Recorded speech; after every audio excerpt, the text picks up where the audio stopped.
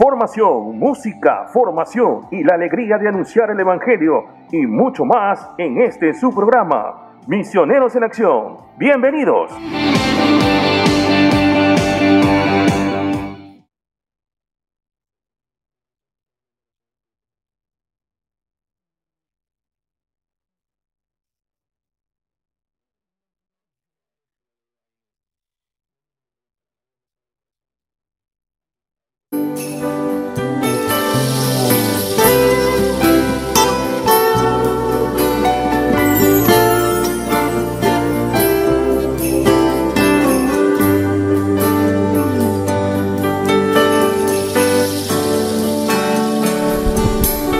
Muy buenos días, queridos hermanos de Radio La Voz de María. Bienvenidos a su programa Misioneros en Acción. Soy Marcelo Benavides y me acompaña esta mañana nuestra nueva compañera, por ahora, nuestra hermana Lisette Fluril. Muy buenos días, Lisette.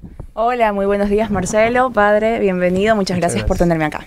Bueno, y como se dieron cuenta, pues ya Lisette nos dio un poquito de la sorpresa. Hoy teníamos una sorpresa especial. Nos visita el padre Giovanni Cops desde la diócesis de Ibarra. Él pues es un sacerdote misionero que más adelante nos va a compartir su experiencia misionera. Así que mis queridos hermanos, bienvenidos a su programa y como todos los programas vamos a hacer nuestra oración inicial y luego la invocación al Espíritu Santo para luego ir desarrollando este tema. Así que mi querida Lisette, ¿te parece si nos ayudas con la oración? Por supuesto. Comenzamos en el nombre del Padre, del Hijo, del Espíritu Santo. Amén. Nos ponemos en actitud de oración, abriendo siempre nuestro corazón a nuestro Padre del cielo. En principio te queremos dar gracias por todo lo que nos das, a pesar de que tal vez muchas veces no te lo pidamos, de que no hablemos contigo para solicitarte estas cosas. Tú siempre estás ahí, siempre ves lo que nos hace falta y nos lo das. Te queremos agradecer también porque estamos con salud. Te queremos pedir por nuestra familia para que todo se encuentre bien con ellos, para que tengan trabajo, tengan esas ganas de levantarse por la mañana y de siempre hacer el bien. Te queremos pedir por aquellos que no lo tienen, por aquellos que tal vez no tienen una familia funcional, por aquellos niños que están en la calle, por aquellas personas que no se sienten apoyadas, por aquellas personas que también sufren de ansiedad en estos momentos tan difíciles, por esas familias que viven en guerras o que están en sociedades en las que los momentos no son los adecuados, para que podamos cambiar, para que podamos mejorar, para que tú nos des ese camino recto el cual seguir, que siempre haya esos ángeles que nos traigan de vuelta al camino y por supuesto nosotros también abrir nuestros ojos, todos nuestros sentidos, nuestro corazón hacia ellos. Y a ti, Madre del Cielo, te queremos pedir que siempre nos cubres con tu manto. Ya sabemos que siempre estás ahí como nuestra Madre, que a pesar de que nos equivocamos, tú siempre nos acoges nuevamente y por supuesto que intercedes ante Jesús y ante Dios por todos nosotros. Por eso te vamos a decir, Dios te salve María, llena eres de gracia, el Señor es contigo. Bendita eres entre todas las mujeres y bendito es el fruto de tu vientre, Jesús. Santa María, Madre de Dios, ruega por nosotros pecadores, ahora y en la hora de nuestra muerte. Amén. Y en este momento vamos a hacer la invocación al Espíritu Santo para que por medio de su Santo Espíritu podamos discernir las ideas y dar a conocer todo lo que nuestro Padre Dios nos tiene preparado para este programa. Y decimos, ven Espíritu Santo, llena los corazones de tus fieles y enciende en ellos el fuego de tu amor. Envía tu Espíritu y todo será creado y renovarás la faz de la tierra. Oh Dios, que has iluminado los corazones de tus hijos, con la luz del Espíritu Santo, haz que seamos dóciles a tu Espíritu para gustar siempre el bien y gozar siempre de tu consuelo. Por Jesucristo nuestro Señor. Amén. Amén. Y todo esto lo vamos a hacer en el nombre del Padre, del Hijo y del Espíritu Santo. Amén.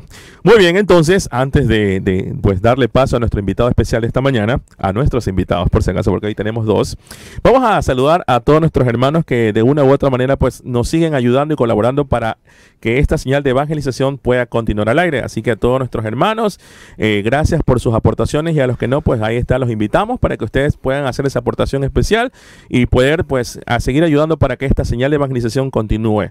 Así que los invitamos para que puedan hacer sus aportaciones a través de las siguientes plataformas bancarias: Produbanco Servipagos, cuenta corriente número 1049161000, Banco de Guayaquil o Banco del Barrio en la cuenta de ahorros número 15311139 o también en Banco Pichincha o Corresponsal Mi Vecino en la cuenta de ahorros número 2204829569. También, si desea hacer alguna aportación especial, pues usted nos puede llamar al 259-8860 o al WhatsApp al 09600-82900 y usted pues puede hacer llegar su contribución especial en caso así lo desee, ¿no? También puede visitar acá nuestras instalaciones en calle Andrés Bello y Avenida Libertador de 9 a 5 de la tarde, pues con gusto estaremos atendiéndolos. También hacemos esa cordial invitación para todos nuestros hermanos que aún no han adquirido esa rifa solidaria, el auto como caído del cielo, así como lo escuchas. Por esos 20 años de Radio La Voz de María, pues nuestra radio está llevando a cabo una rifa solidaria. Y más allá del dinero, la aportación que cuesta esta rifa, pues es el aporte para que esta señal de evangelización continúe año a año. Ya llevamos 20 años y vamos por 15 años más, pues gracias a Dios. Nuestra señal ha sido ratificada en nuestro dial, así que vamos a tener 15 años más de Radio La Voz de María gracias a sus oraciones y aportaciones. Así es que entonces los invitamos para que puedan hacer esa aportación especial de 20 dolaritos y usted pues se comunica con nosotros o directamente va a la isla Sagrado Corazón de Jesús en el centro comercial Albán Borja, en donde usted pues puede hacer esa entrega de esa aportación de esos 20 dolaritos y Radio La Voz de María le entrega un ticket numerado. Recuerden que el sorteo se llevará a cabo el 20 de diciembre a las 16 horas, así que pues mientras más aportaciones usted haga, más oportunidades tiene de ganar. Recuerde también que estamos llevando a cabo esa campaña de oración todos los miércoles a las 16 horas. Nos unimos todos para orar por nuestra radio y también por la paz y por el fin de esta pandemia. Así que nuestro querido hermano, no solamente es la aportación económica, sino también la aportación de oración. Así que te invitamos para que puedas unirte a esta campaña de oración. Entonces, ahora sí vamos a darle paso a nuestros invitados. Lisette, ¿cómo estás? Muy buenos días. Padre Giovanni, muy buenos días. Encantado y gusto de conocerlo. Lisette, ¿tienes alguna pregunta para el Padre para iniciar? Sí, muchísimas gracias, Padre. Bueno, estamos acá. La primera pregunta es, creo que esta se la hacen siempre, pero quisiera yo escucharla. ¿Qué lo motivó a ser misionero? Pues muy buenos días con todos, gracias por esta pregunta. Sobre todo, pues creo que la misión o el deseo de ser misionero nace siempre en la experiencia misionera, ¿no? Entonces, yo tuve la gracia, siempre lo digo, es una gracia para mí, que Dios me trajo a tierras ecuatorianas para hacer mi primera experiencia misionera fuera de mi país, ¿no? Yo había misionado como joven, entre los 15, 16 hasta los 19 años, estuve trabajando en mi parroquia como un joven cualquiera. Y se dio la posibilidad con un grupo misionero de venir a Ecuador, a Guayaquil, y específicamente a la isla Puná, a hacer una misión por 3 meses.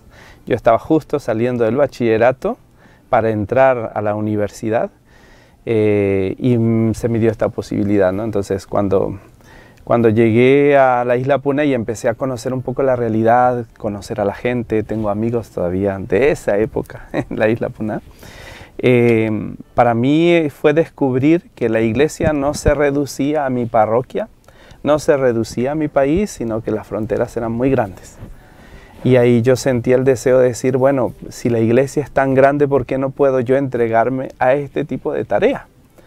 De más allá de la frontera. Entonces me quedó picando el bichito y en realidad no le respondí enseguida en ese sentido al Señor, sino que volví a Chile y en Chile me fui al seminario diocesano. Y ahí hice la filosofía. Y terminada mi filosofía, pues el bichito misionero continuaba molestando y le di paso ya a la misión, digamos. ¿Y por qué Centroáfrica? República Centroafricana se dio, no lo busqué. Es como los amores a primera vista, yo pienso, ¿no? Cuando se dan así flash. Resulta que República Centroafricana surgió después de recorrer un poco los países de América Latina como laico misionero. Una vez que yo me salí del seminario, digo, yo quiero misionar.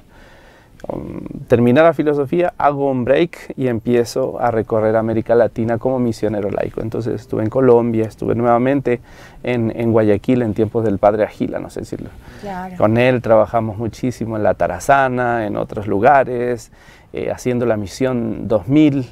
Y después de eso fuimos a un encuentro en Argentina donde vino el hermano del obispo que me ordenó Y fue él el que en una conferencia así, entre todos misioneros muy eufóricos, que todos queríamos ir hasta el confín de la tierra, dice, ¿quién quiere irse a África? Y yo levanté la mano.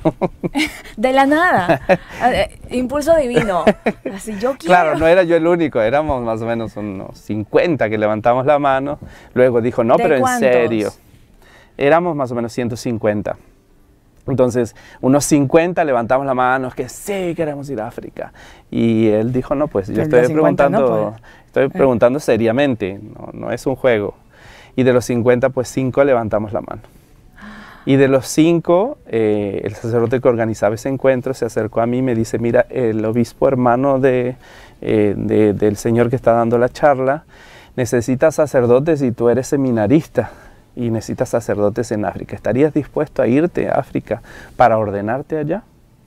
Ya estaba en sus últimos años del seminario. Claro, me faltaba la teología nada más. Entonces yo le dije, sí, pero yo no sabía dónde quedaba Centroáfrica, ni qué había allí, ni cómo que se hablaba, nada. ¿Qué se imaginaba cuando dijo, bueno, tengo que ir a Centroáfrica? ¿Cómo es? O sea, no, en principio, gracias a Dios en esa época, no soy tan viejo, en esa época ya empezaba el internet. Entonces yo salí de esa conferencia, o sea, de ese encuentro ya más íntimo en el que me decían, ¿sabe que en 3 meses puede ser que te puedas ir a Centroáfrica? Puede ser. Puede ser, porque ya, o sea, el obispo quería ya empezaban los estudios. En ese momento ya se daba todo en el momento. Entonces yo salí de ese encuentro más personal con este señor y con el sacerdote que me acompañaba en esa época. Me metí a internet y digo, a ver, ¿qué es Centroáfrica? ¿Con qué se come?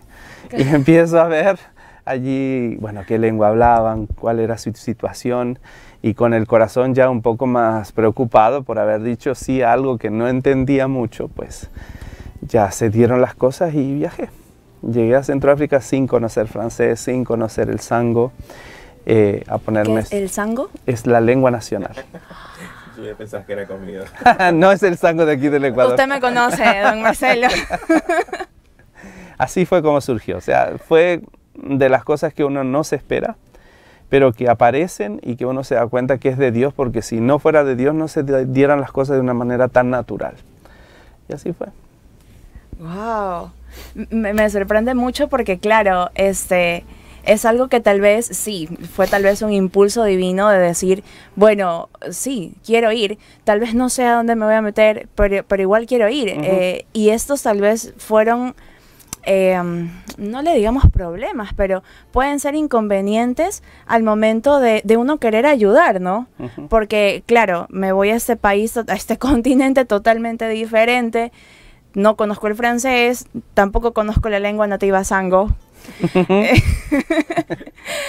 y claro, ¿y cómo voy? O sea, llego allá y ¿qué hago? ¿Cómo digo? Necesito, no sé, ir al baño. O sea, no, en principio pues yo sabía, primero que yo sabía que allí habían unas hermanas misioneras. En Argentina había una que era amiga mía que ya había estado por esos lados. El obispo hablaba español, o sea, esas cosas así básicas yo sabía que de una u otra manera me iba a arreglar, ¿no? El gran problema era que la propuesta era ser sacerdote de allá. O sea, no era que yo me voy por un tiempo como vine a Guayaquil o fue en los países y vuelvo a mi tierra, Chile, cuando quiera. No, ahí vas a incardinarte, lo que llamamos como sacerdotes. Perteneces a esa diócesis, el jefe tuyo será el obispo de allí y trabajarás para esa iglesia particular. Entonces, eso fue digamos, el choque más complicado interior, digamos, ¿no? Pero como son las cosas de Dios, yo me sentí, bueno, al comienzo, claro, una cultura, como usted decía, totalmente distinta, un país totalmente distinto, una lengua totalmente distinta, pero que al final de cuentas nos enseña que todos somos hijos de Dios e hijos de Adán y Eva, que es lo fundamental, ¿no? Así que se dio así. Tal vez, ¿cuáles serán las expectativas y luego la realidad? De que, por ejemplo, usted acá decía, bueno, me voy a encontrar con tales situaciones, con tal escenario, voy a conocer a tales personas, pero ya una vez estando allá, ¿qué fue lo que pasó? Bueno, en realidad yo soy muy negativo, generalmente me hago como si me dicen, ¿sabes qué? Te vas a meter en una zona oscura, yo me imagino todo negro. Cuando yo llegué a Centroáfrica... Extremista se llama eso. Pensamiento extremo. Entonces, en ese momento sí, yo pensé que la realidad podía ser peor de la que yo me encontré. Entonces, sí, me encontré un país súper pobre, bueno, es el segundo más pobre del mundo, pero yo, gracias a la misión, conocía situaciones de pobreza aquí en América Latina y no me pareció tan difícil poder entrar en el tema de la pobreza. Al principio, los primer mes, lo complicado era poder comunicarme, ¿no? Poder hablar, poder salir de mi grupo de las monjitas y el obispo con los que hablaba. Recuerdo muy bien que estaban dando una charla en francés y yo trataba de comprender y estaban diciendo que Jesús era el centro del universo y yo quería apoyar eso. Y en un impulso me levanté, agarré la tiza y hago una línea del tiempo, hago una línea y digo, Jesús aquí en el medio. Y yo hacía con gestos. Y la gente me miraba como un loco porque yo tenía muchas ganas de poder transmitir, ayudar en lo que se hacía, porque inútilmente no iba a estar. Ese impulso de querer hablar hizo que el profesor que me pusieron, un profesor de allá, centroafricano, que decía que cada clase le dolía la cabeza conmigo, pero en un mes me hizo hablar. En un mes me hizo hablar francés. ¿Francés o francés? Ah, ok. En un mes, yo no sabía nada, en un mes me hizo hablar francés. Eso me permitió entrar a comunicarme. Yo estuve un mes en la diócesis aprendiendo francés, 2 meses en una comunidad religiosa donde me agarró el paludismo fuertísimo.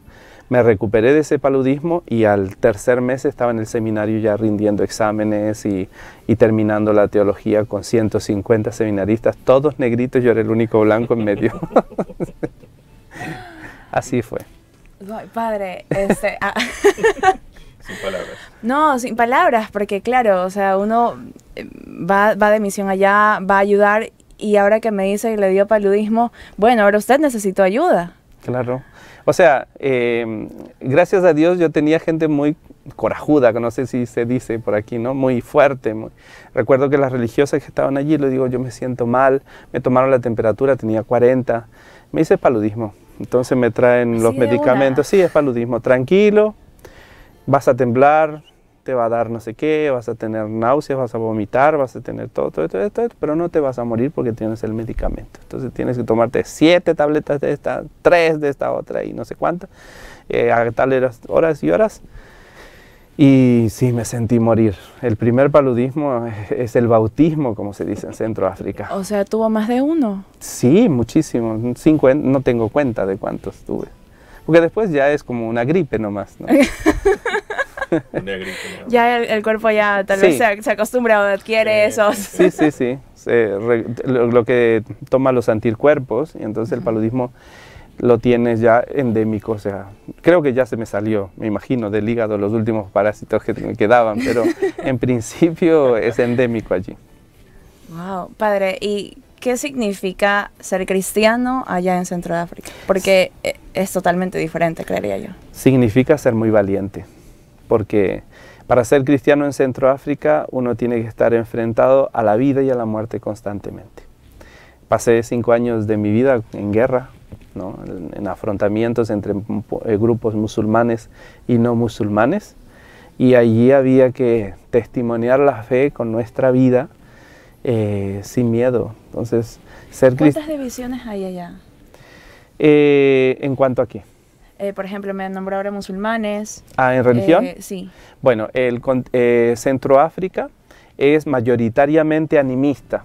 Quiere decir que la mayoría de las personas tienen la creencia en que los espíritus están en el agua, en las plantas, son espíritus, entonces toda una realidad espiritual.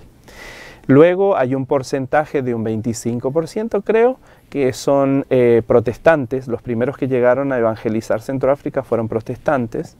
Luego el 15% creo que es católico y ya luego el 5% es musulmán y otras creencias, ¿no?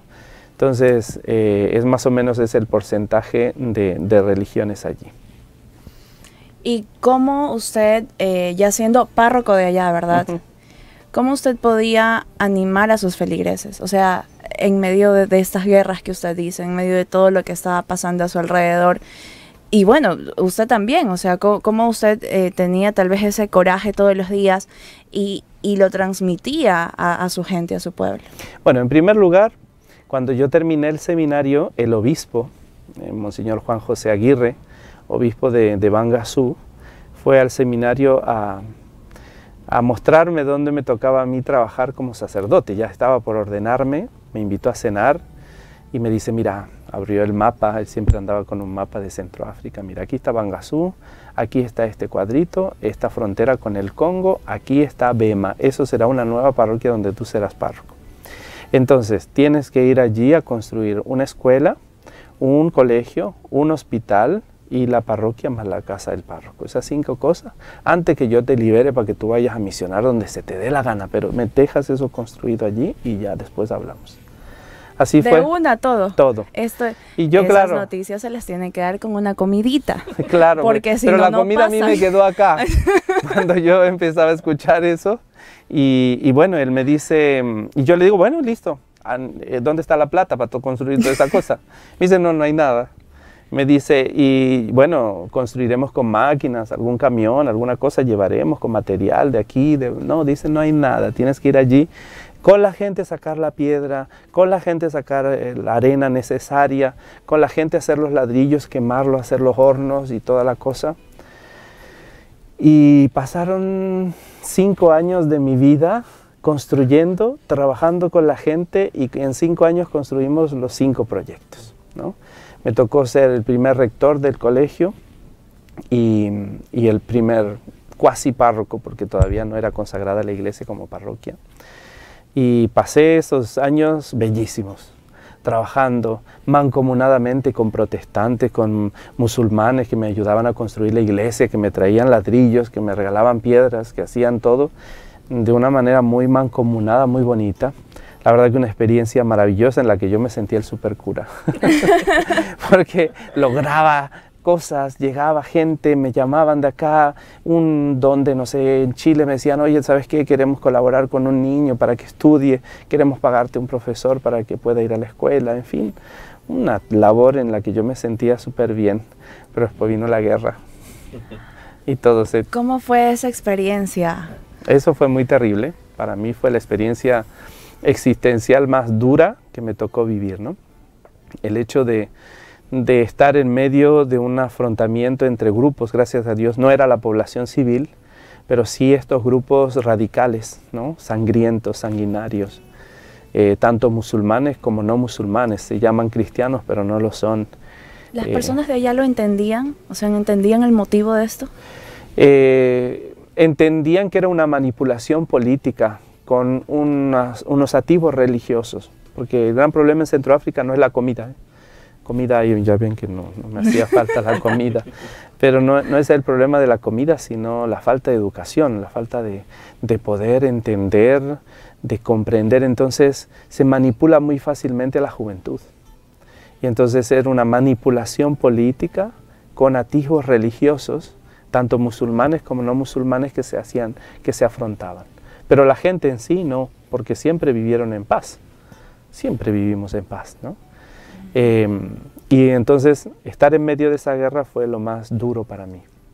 Me tocó huir, me tocó estar refugiado en el Congo, y ahí me di cuenta que la misión no era el supercura constructor, no eran los proyectos sociales, sino el hecho de ser padre de un pueblo.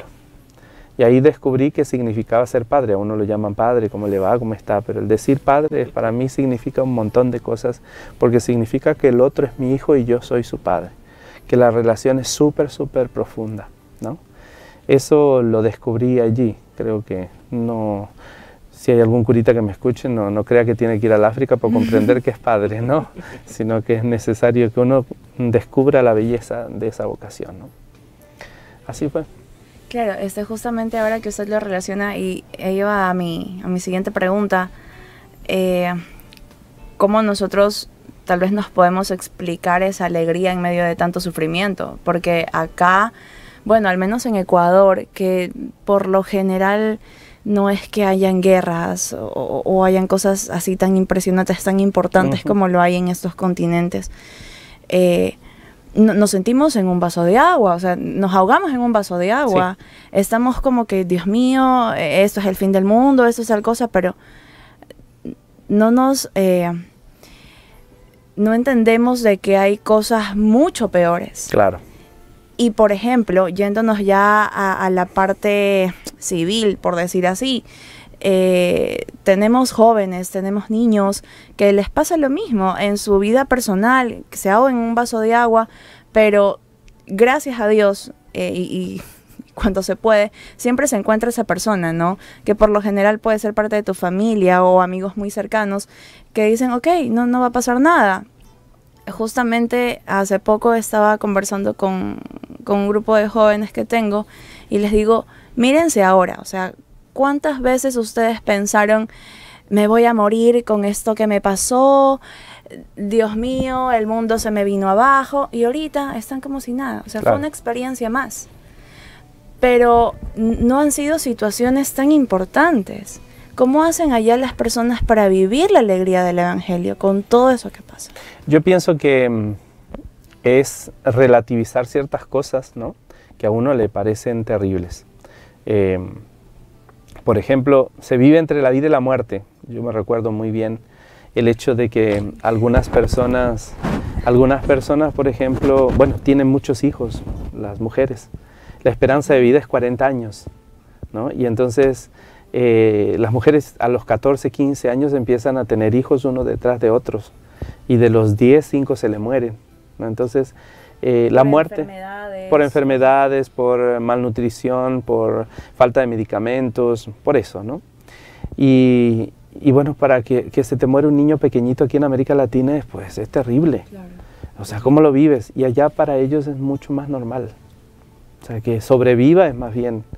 Y cuando mueren viejitos es cuando más tristeza da, porque realmente vivieron todo lo que o sea, tiene más honor morir viejo que un niño que muere. Es como costumbre de saber que la muerte es algo que acompaña constantemente. Claro. Y la muerte es acompañada con alegría. Los velorios son fiestas. Los velorios se canta, se baila, se danza.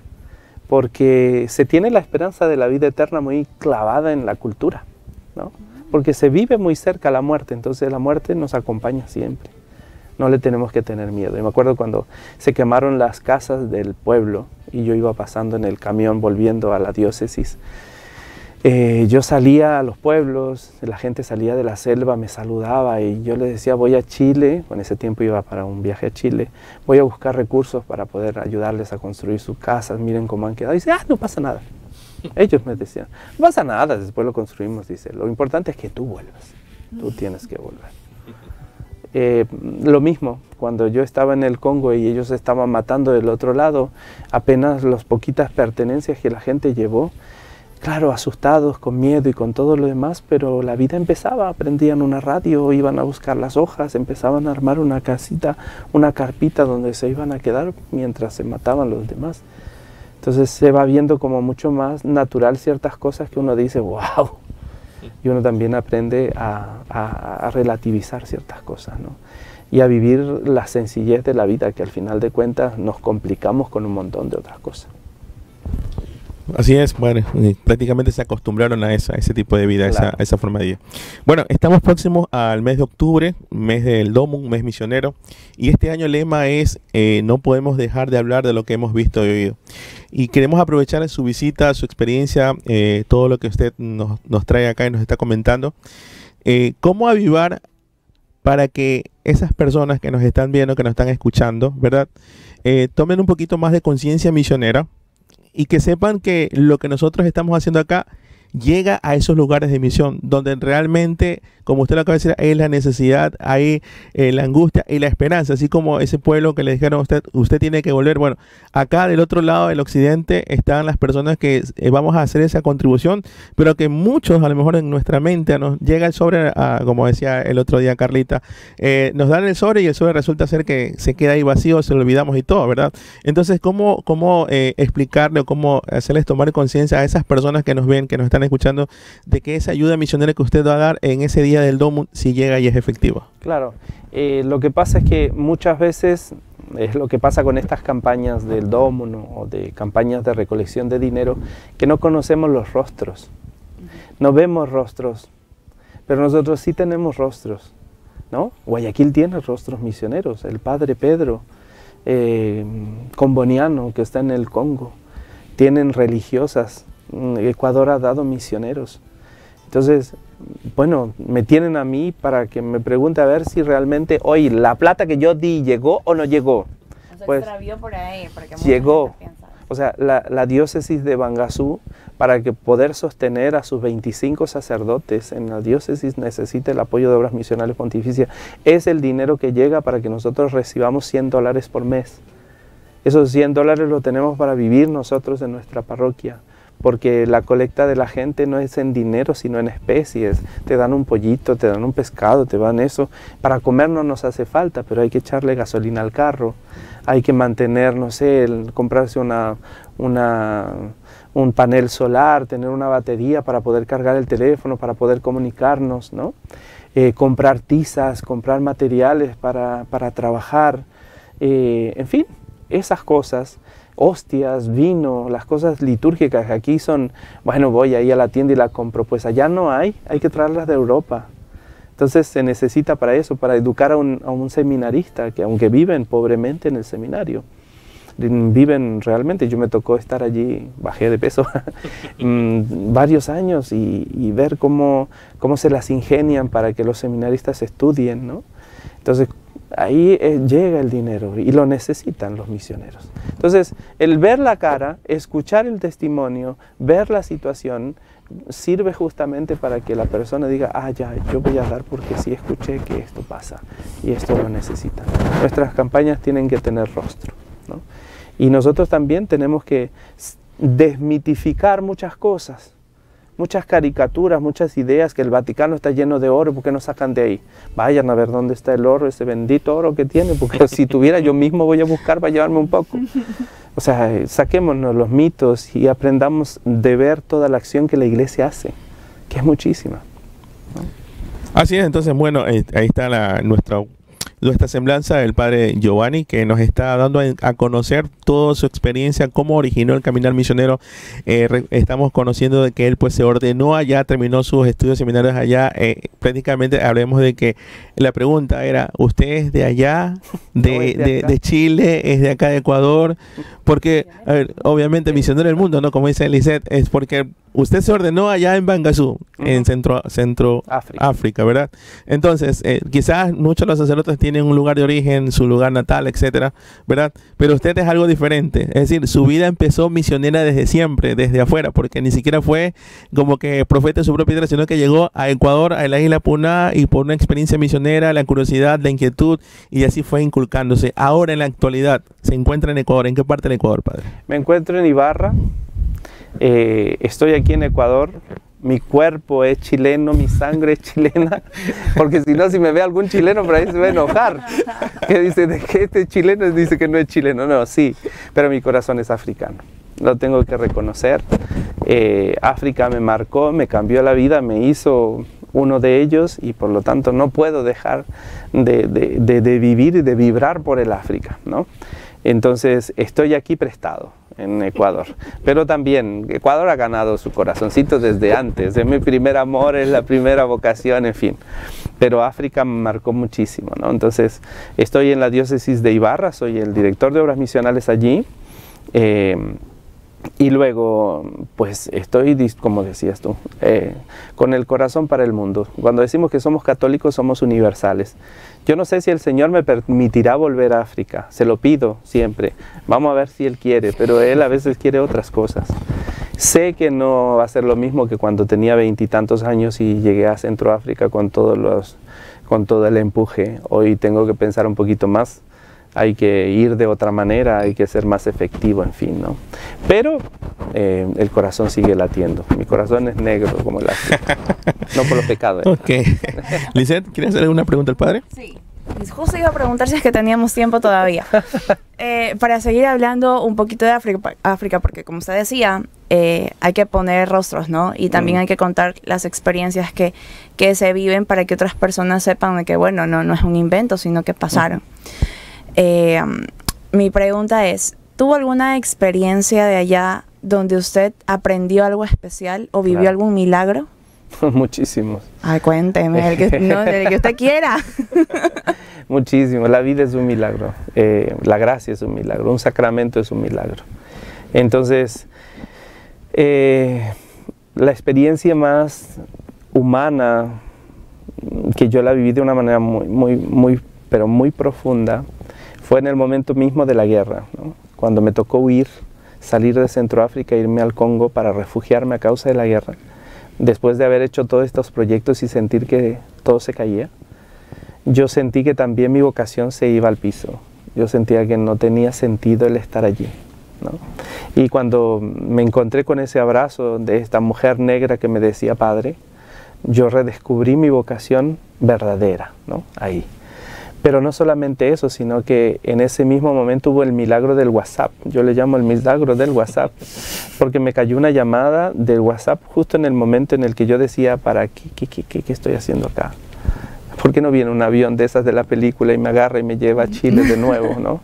Así era el sentimiento que yo tenía, y me llegó esa llamada justamente de una periodista chilena que me dice, hola, mira, supe que estaba un chileno por allá por África, cuéntanos, ¿qué estás haciendo? Y yo le digo, estoy refugiado, huyendo. Y era de una fundación que se llama Ayuda a la Iglesia que Sufre, ¿no?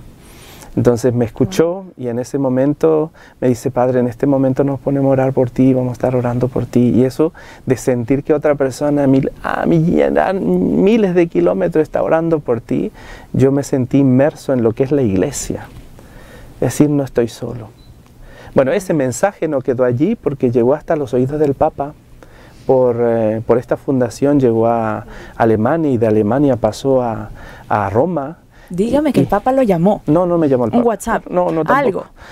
No, hizo algo mucho mejor. Wow. Que el domingo, porque no era yo solo el que estaba sufriendo, era todo el país en distintas zonas que estaban siendo afectadas por esta situación. Eran millones de personas que estaban huyendo.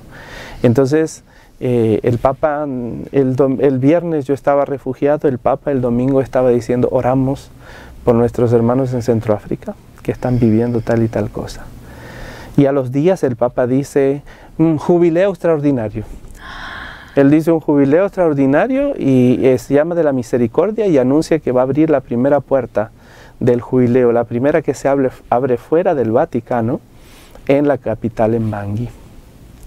El 2015, en eso yo estuve como refugiado el 2013, el 2015 el Papa estaba abriendo las puertas del jubileo de la misericordia en la catedral, y yo estaba dentro. Y yo había recorrido los 700 kilómetros de camino en medio de barreras de rebeldes, nos dejaron pasar porque íbamos a ver al Papa, y saltar de alegría con evangélicos, con protestantes, con banderitas del Vaticano saludando al Papa, porque era para nosotros, era la visita de Dios para nosotros. Y eso es un milagro. Claro. O sea, el haber pasado por todo eso y llegar hasta allá, medio de todo eso. Yo estaba en la catedral de Bangui, pero con las lágrimas, así todo el mundo me decía, ¿por qué lloras? Y yo decía, ¿por qué? Porque es la misericordia. Y el Papa que dice, el mensaje de él fue pasar a la otra orilla. Tenemos que pasar a la otra orilla. Y cuando él dijo, tenemos que pasar a la otra orilla, yo pasé para el Congo. Yo pasé a la otra orilla, yo sé lo que es pasar a la otra orilla. Y bueno, el Papa logró dar ese paso y fue un milagro porque fue el momento en el que se abrieron los musulmanes, dieron paso a que se celebrara una Eucaristía en la presencia del imán musulmán, los musulmanes, los cristianos, y empezó la reconciliación en Centroáfrica gracias al Papa. Entonces, creo que ahí tuve la experiencia de la iglesia, tuve la experiencia de la oración, tuve la experiencia de la crisis vocacional, humana, de todo allí en una sola mezcla, ¿no? Entonces, eso fue como lo más duro y más complicado que me tocó vivir.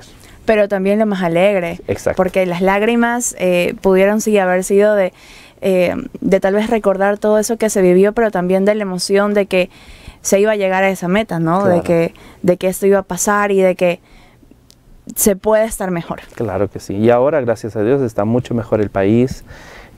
Siempre hay incursiones de rebeldes y todo lo demás. La pobreza sigue, pero estamos mejor que antes, eso sí. Bueno, qué buen mensaje, qué buen programa que estamos llevando el día de hoy, pues para todos nuestros hermanos. Esperemos que toda esta experiencia que nos está comentando el Padre Giovanni, pues sirva de mucho para todos, para nuestro crecimiento, para nuestra conciencia misionera y también para alentarnos y animarnos. Como siempre, todos los programas, la idea de nosotros es poder animar a ustedes a que contribuyan, no solamente con esa pequeña aportación, sino con su oración, como decía el Padre, ¿no? ¿Cuántas personas estaban orando a miles y miles de kilómetros cuando él estaba en una dificultad enorme? Y qué tranquilizante fue cuando él escuchó que estábamos orando por él. Entonces, pues, mis queridos hermanos, pues, que estamos llegando casi al final de nuestro programa el día de hoy, y ha sido una experiencia muy bonita el haber acompañado esta mañana con el Padre Giovanni. Padre Giovanni, en la última pregunta, y quizás con esto ya nos vamos a despedir, ha estado a Guayaquil algunos días, ha tenido diferentes reuniones con diferentes grupos, jóvenes, adultos. ¿Cuál es la semblanza que usted le deja a Guayaquil con respecto al espíritu misionero? Bueno, gratamente, es una experiencia muy grata, muy bonita. He tenido encuentros con mucha gente en distintas parroquias, en distintos lugares. Se nota, hago la comparación, espero que no me mate, pero hago la comparación con la sierra y digo yo que aquí hay como una fuerza especial, ¿no? Entonces me llevo una muy linda experiencia, un trabajo está haciendo Obras Misionales aquí en Guayaquil precioso, ojalá que sigan adelante. Se ve, hoy estuve con una cantidad enorme de animadores misioneros de la infancia misionera. Se ve que la gente sí está animada, sí está motivada. Yo siempre pensé que nos iba a costar mucho salir de la pandemia y afrontar las situaciones, pero se está afrontando con las mascarillas, con todas las precauciones, se está llevando adelante la evangelización. Eso es un ánimo muy grande, me llevo una muy linda experiencia y espero poder repetirla. Ok, Padre. Entonces, bueno, mis queridos hermanos, Lisette, agradecerle a ustedes por su compañía, este día, este programa. Y bueno, vamos a despedirnos pues aquí con nuestro Padre Giovanni para que nos dé la bendición y que pues cada uno de ustedes tengan un buen inicio de semana. Bendiciones a cada uno de ustedes. Recuerden que un misionero se cansa cuando no camina. Quedamos entonces con la bendición del Padre Giovanni. Les voy a dar la bendición en sango para que escuchen alguna palabrita en sango y les llegue también a nuestros hermanos. Nzapatingangukwe aziama boko chilo nandochiala nairi chibaba nachimolenge nachingobia. Amén. Amén. Bueno, entonces, mis queridos hermanos, nos vemos la próxima semana con más de Misioneros en Acción. Bendiciones a cada uno de ustedes. Chao, chao. Muy bien. Ya estamos. Padre, ¿cuándo aprendió sango? Esa pregunta no la hice. Porque me dijo cuando aprendió francés.